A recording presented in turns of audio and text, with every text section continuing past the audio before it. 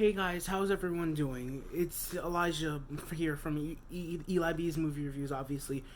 Um, I'm here to do a really relevant presentation, and it's a tragic event. I decided to do this since today is the 32nd year anniversary of Judith Barsi's death. I'm going to dive into the tragic life of Judith Barsi.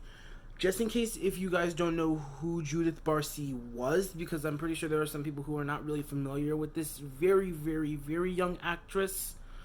I will dive into who this girl was in a bit, because I'm going to be starting this presentation in a bit. But I just want to start off by saying thank you guys so much for showing support to my channel. I'm at around 647 subscribers, I believe.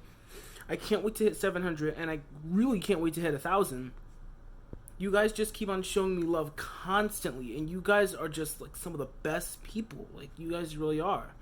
You guys show me love, you guys comment on my videos, you guys really love my content. No matter what movie reviews I do, you guys will watch it. You guys are really cool. Even if it's just like 20 or 40 people who watch my videos, thank you guys so much. Thank you. You guys are really awesome. I really do mean that. But today I'm going to be talking about something serious, a presentation that involves physical abuse, traumatizing details, and things that are very devastating. So if you are a very sensitive person, please click off of this video. I warn you, I'm warning you, if you're a very sensitive person, please click off of this video. So right now, we're going to start diving into a presentation known as The Tragic Life of Judith Barsi. It all starts in the 70s with a particular man named Judith Barsi. So Judith Barsi was an immigrant. He wasn't from the US. He was from Hungary. I believe that's where he was from.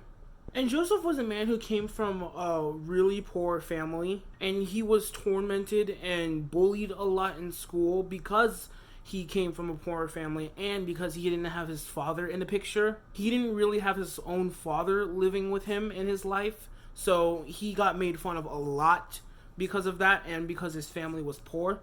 And Joseph even had an abusive childhood. So when Joseph grew up, he eventually got married twice. He had two wives. His first wife was Clara Barsi. They got married and they eventually had two children. And in his first marriage, Joseph was known to be a sort of a violent and brutal person towards his wife and even his children. Strings of abuse broke out suddenly, and they eventually got worse. And it eventually reached the point where Clara left Joseph and took the kids with her. And Joseph actually tried to follow them on some occasions. And he tried to get back with Clara, and he promised Clara that he said, I'll never do alcohol again. I will be a different person. I can change. Please give me another chance. But Clara was smart enough not to take it. So she was absolutely done with Joseph. And from what I heard, out of Joseph's reaction, he injured Clara because of his rejection. I think he made her have like a nosebleed, like he threw like a frying pan at her face or something like that. Somewhere around there. But from this point, this is the point where Joseph had to start on a new life. He could finally prove himself to be a new person. I mean, this guy was an outgoing guy. He was loud at times. His friends would even go out and say that he was a loud person. And when Joseph left school, he never really had a major that he wanted to pursue. Like, he never really had a career. He just wanted to live a normal life, really, as a citizen. And when he was aggressive or violent at times, or if he felt stressed even, he would often resort to alcohol to comfort him. And he's even been arrested on multiple occasions. But I don't really think that Joseph was necessarily an alcoholic. I think that he would only do it this is just my opinion, but I think he would only do it on some certain cases, maybe. Well, where he felt the need to do it. But there were times where this guy was stubborn. I should also mention that since Joseph came from a poor family and he didn't live with his father, this caused him to have a very low self-esteem and almost gave him the idea that he probably wouldn't be able to succeed in life. So when Joseph fled Hungary, he traveled to multiple places actually. He went to France, he eventually visited New York, he stayed in Arizona for a bit, and then he eventually went to Los Angeles, California, where he met Maria Barsi.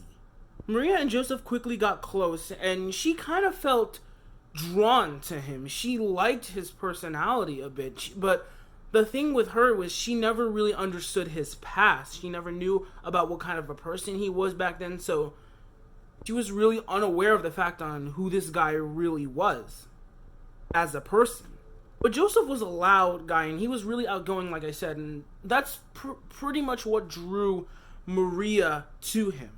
They quickly fell in love, and they got married in 1978. And not long after they got married, Maria found out that she was pregnant. Maria was a woman who was so excited to have a little her. She was so excited to have a little me, basically, where she could just dress up her little child and teach her or him manners. And Maria was a woman who also was looking forward to becoming a famous star. Like, you know, she really loved the idea of Hollywood. And it's a career that she wanted to pursue, but unfortunately, eventually she kind of pushed that all aside. Especially with Joseph in her life, she felt like that's probably just not even a possibility for her anymore.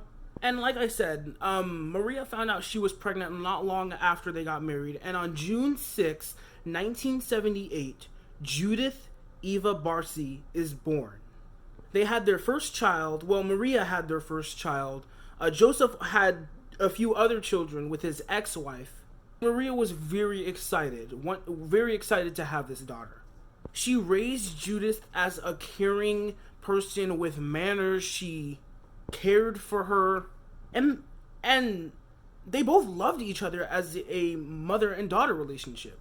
And Judith herself was known as an angel, basically. She had the manners of an innocent angel. She was caring, she was very nice, and she had a glamorous personality.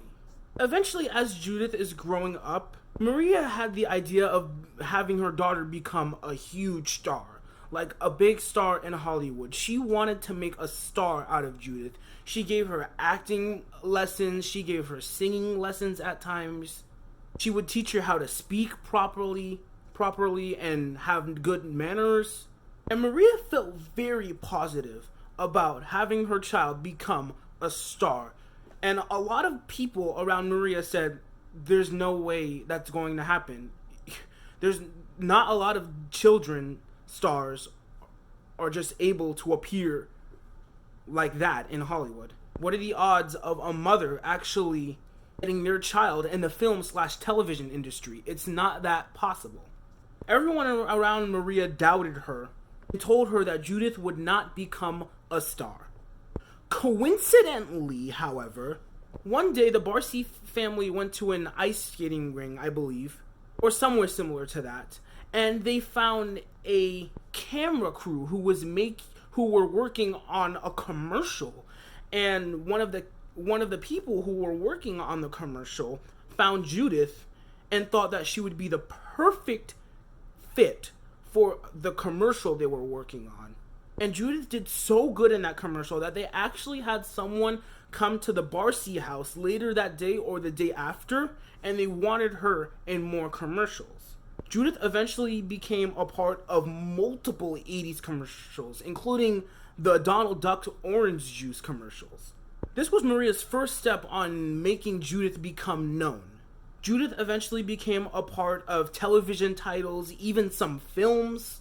Because of her success, she was making around $100,000 a year. And from there, the Barsi family was really happy, and because Judith was making so much money, this caused the Barsi family to move from a small apartment to a very nice house in Los Angeles.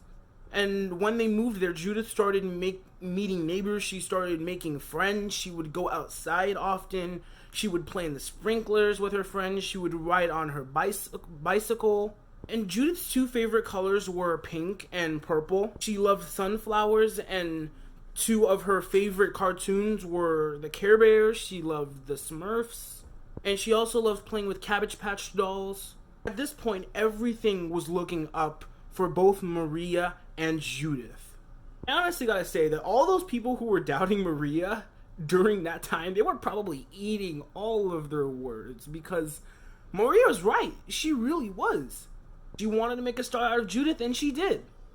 So Judith was happy, Maria was happy, Joseph was happy. Everything was looking up for Judith until 1986. Now keep in mind, I'm not discussing a topic where her career drops drastically or anything like that. Nothing like that. But it involves a lot of physical abuse. In 1986, a lot of abuse started being thrown in the Barsi family. Joseph started abusing Maria and Judith, and this came out of nowhere. Maria was shocked, actually. She was really shocked. In fact, when they moved in the house somewhere around there were times where Joseph would threaten Maria. He would take her to the garage and he would show her these absurd amounts of gasoline cans, and he would tell Maria, if you or Judith ever tried to leave me, I'll burn the house down with all three of us in it. So Maria was already concerned that Joseph really wanted her in his life. And throughout the months and years, the abuse was getting a lot worse and a lot more violent and brutal. And it started to get to the point where both Maria and Judith were becoming very terrified of Joseph. On one of Judith's birthday occasions, or I should say not even one of multiple of Judith's birthday occasions, there would be times where Judith and Maria are having a birthday party with all of Judith's friends, and the parents are there and they're having a lot of fun and stuff, and the parents would ask Maria, where's Joseph? And Maria would look at them and say, he's home drinking, instead of coming to his own daughter's birthday party. There was another occasion where Judith had friends over, I believe, and she was walking past Joseph, and Joseph grabbed her by her ponytail and slammed her to the floor and left her with a bloody nose. However, the day after that, Joseph bought Judith a nice pink TV set for an apology or something. Thought of all that alone is just absolutely heartbreaking. And the abuse was getting a lot more frequent, and it would basically make Joseph look like a great big asshole. Maria and Judith would tell their friends about Joseph when he's not around, about the abuse and stuff like that, and that they were terrified. So they were trying to let people know. I think Maria was out one night with women. She was, she had to like get out and like meet new people. She was eventually sitting like on a table with women, and she was telling them all about Joseph, about the abuse, and that she wanted to leave with Judith, but she's afraid to leave because he might try to do something. And then at first, these women feel like she should leave. Like she should just leave Joseph. Like, don't stay with him. This guy's obviously crazy.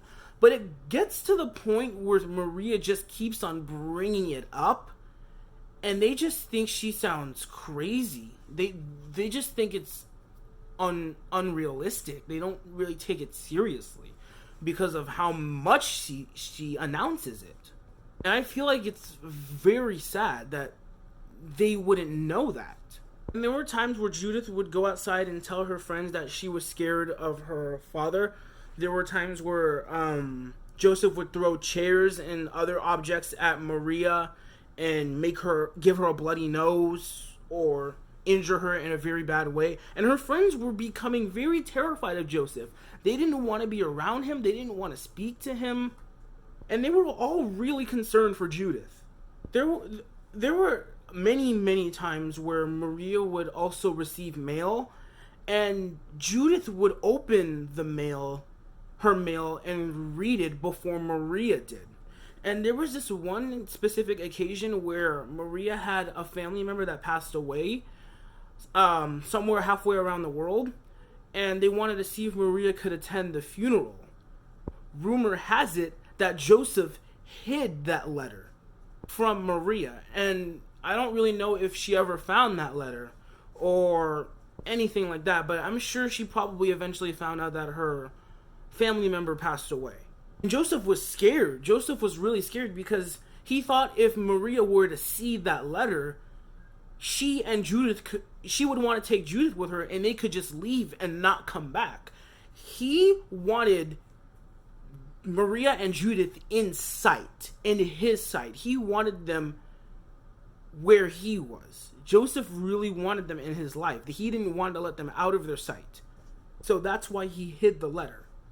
So the year 1987 hits, and in that year, Judith was already working on multiple films. She was working on The Land Before Time, that was released a year after, in 1988.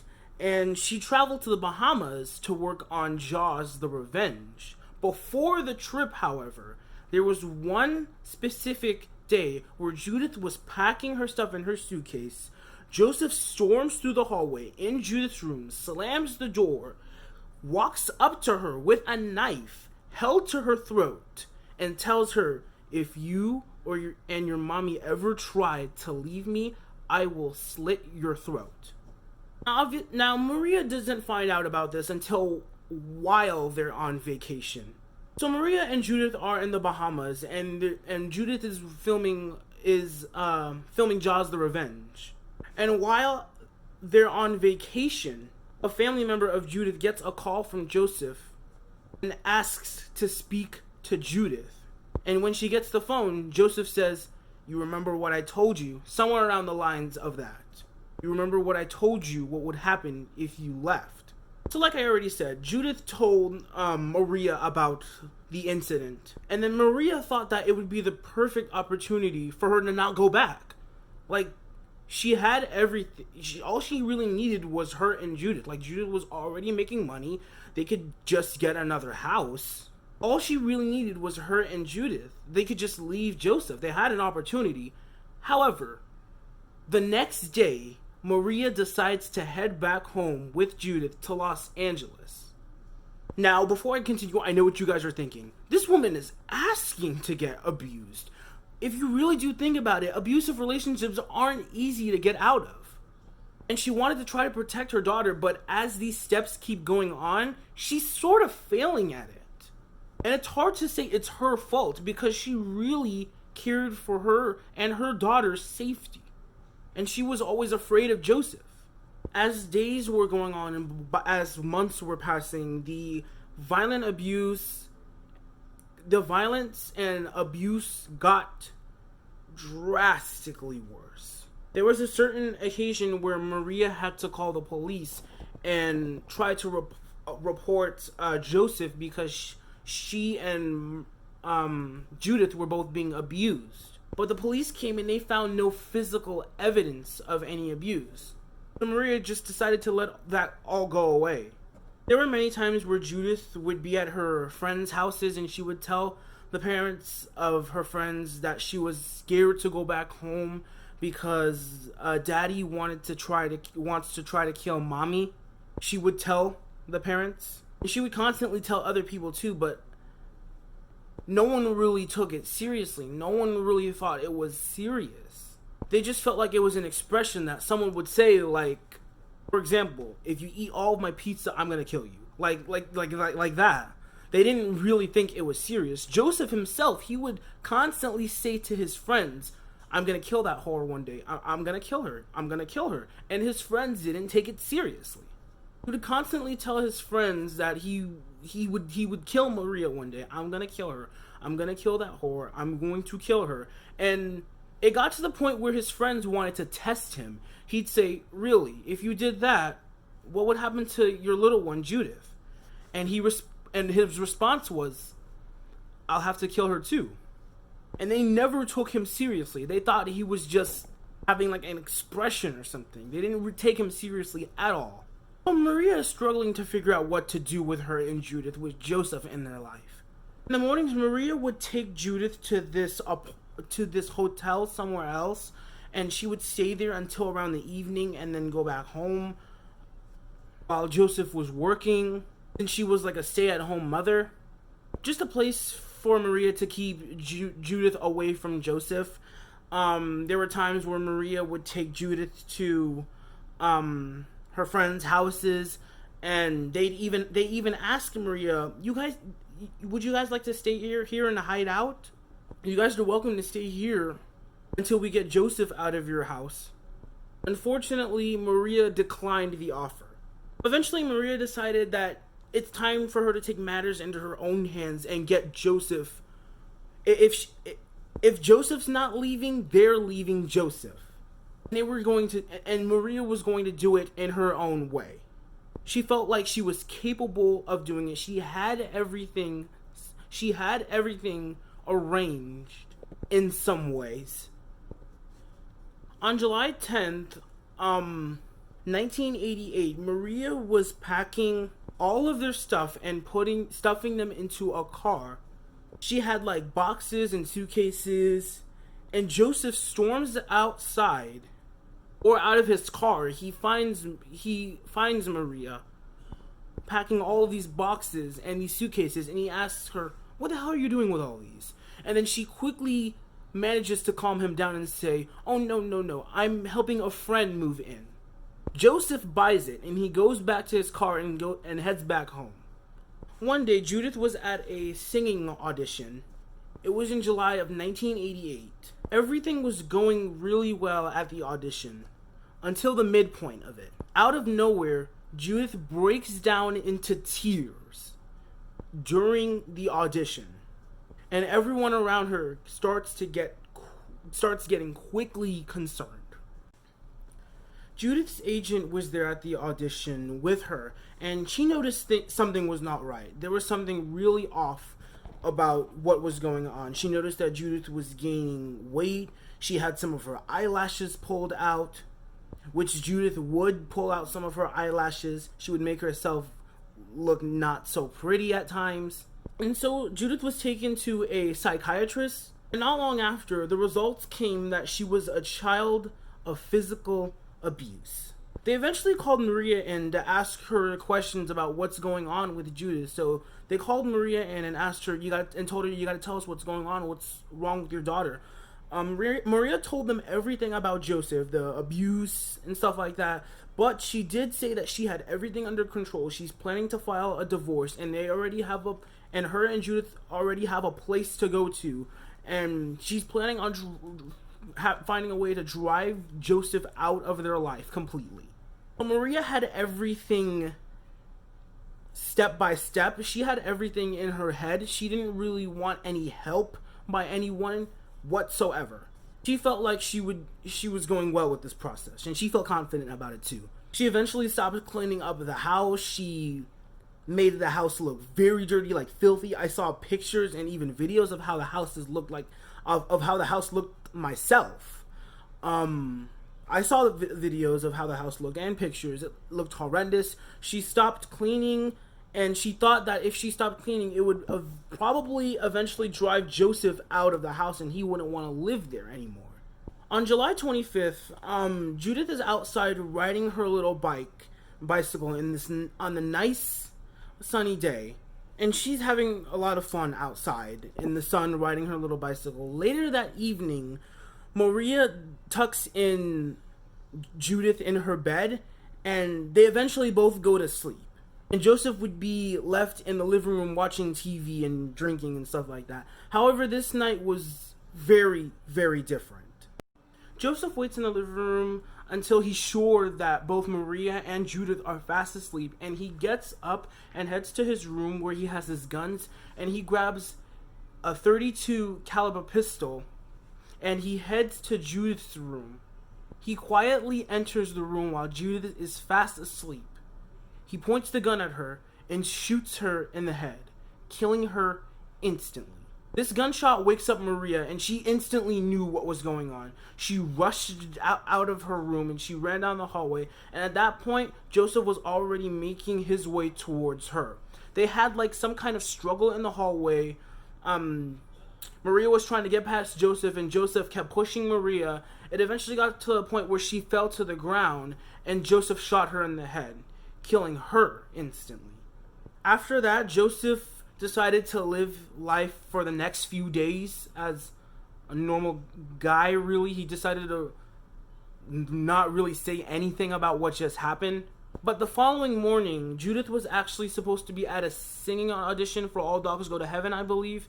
They called the Barsi home, and Joseph picked up on the phone, and they asked, "Where's Judith?" And Joseph said, "A car came and picked Maria and Judith up and they left. I only came to say bye to my little sweetheart." He says, quote unquote.